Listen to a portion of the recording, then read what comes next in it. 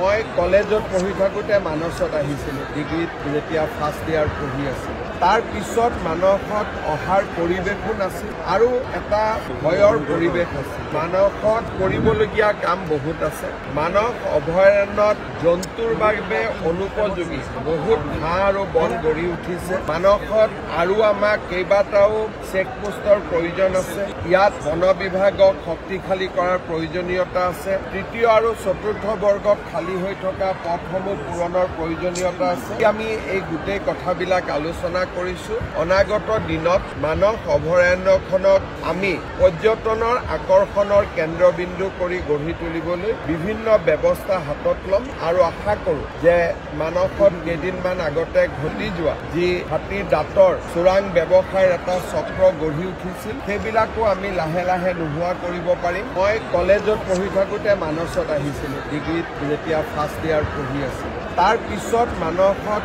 অহাৰ পৰিৱেশো নাছিল আৰু এটা ভয়ৰ পৰিৱেশ আছিল যোৱাবাৰো মই ৰাতি মানসত আছিলোঁ এইবাৰো মই আছোঁ দুবাৰ মই মানসত থাকিলোঁ প্ৰতিবাৰে মানুহৰ মাজত বিশ্বাস আস্থা বাঢ়িছে শান্তি সম্প্ৰীতি বাঢ়িছে